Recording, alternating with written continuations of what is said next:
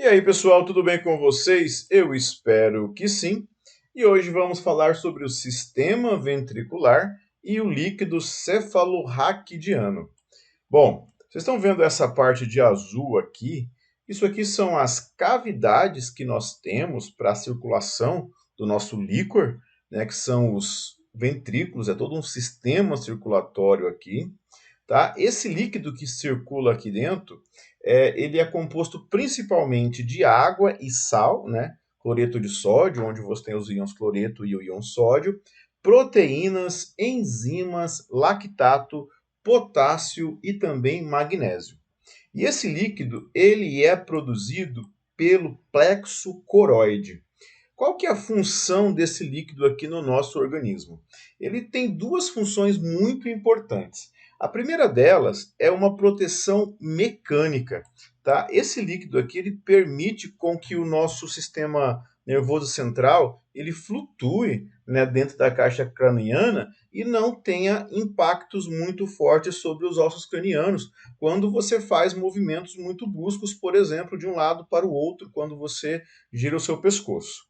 Tá? Outra função muito importante que esse líquido tem, ele está circulando aqui, né? Então ele está circulando, ele é produzido pelo plexo coroide e vai ser absorvido pelo sistema circulatório, por sistemas venosos, mas durante toda essa circulação ele está transportando substâncias. Então ele tem essas duas funções muito importantes, que é a função de proteção mecânica e a função de transporte de substâncias. Bom, nós produzimos diariamente em torno de 150 ml de líquor que vai circular entre esses ventrículos e vão ser absorvidos então pela corrente sanguínea.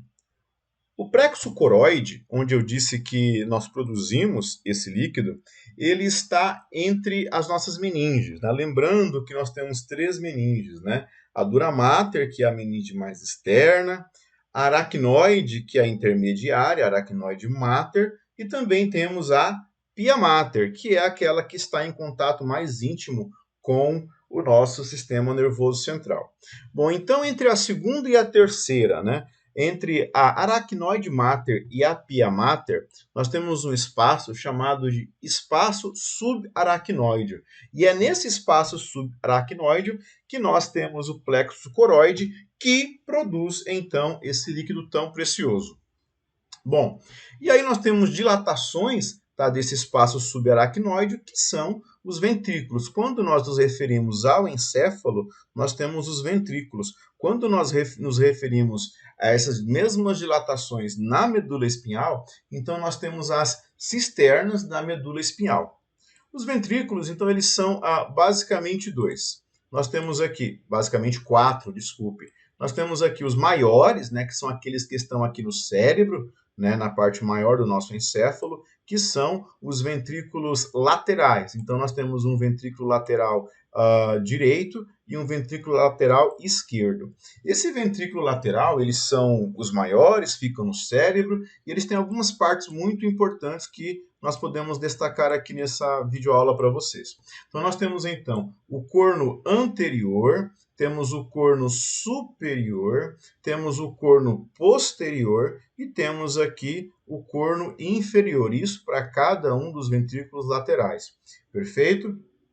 E logo abaixo deles, nós temos o terceiro ventrículo. Então, aqui nós temos o primeiro e o segundo, que são os cornos laterais, os ventrículos laterais, e aqui temos o terceiro ventrículo, que é um ventrículo que fica no nosso diencéfalo, mais especificamente entre os nossos tálamos, né? Porque aqui nós temos a aderência intertalâmica, né? Que vai ligar o tálamo direito ao tálamo esquerdo.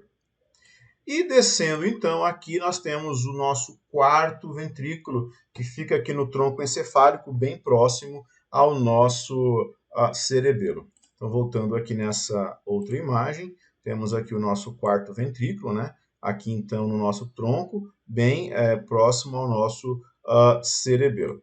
Bom, além disso, esses quatro ventrículos, eles têm pontos de comunicação muito importantes, tá? Que permite, né, que o líquido circule de um compartimento para outro. Esse primeiro ponto que nós temos aqui, ó, que está ligando, veja bem, um ventrículo lateral e o outro ventrículo lateral aqui ao terceiro ventrículo, nós chamamos de forame interventricular ou então forame de Monro, tá?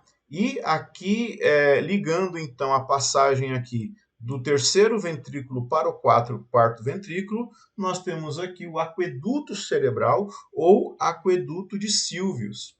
E aqui no quarto ventrículo, então, nós temos essas duas dilatações aqui desse quarto ventrículo, que são os forames de Luschka. Tá? Nós temos, então, um de cada lado, são dois, né? Um par, são dois forames de Luschka, que vai, então, estar aqui nessa região aqui do quarto ventrículo, próximo ao... Deixa eu isolar aqui essa figura.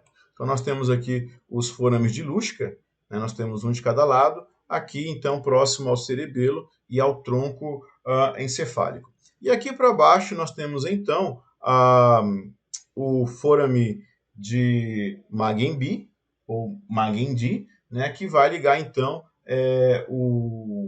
o quarto ventrículo com o canal central da medula espinhal, onde nós vamos ter, então, uma transição do encéfalo para a medula espinhal e também é um ponto de circulação aqui do LCR aqui para baixo para a medula espinhal.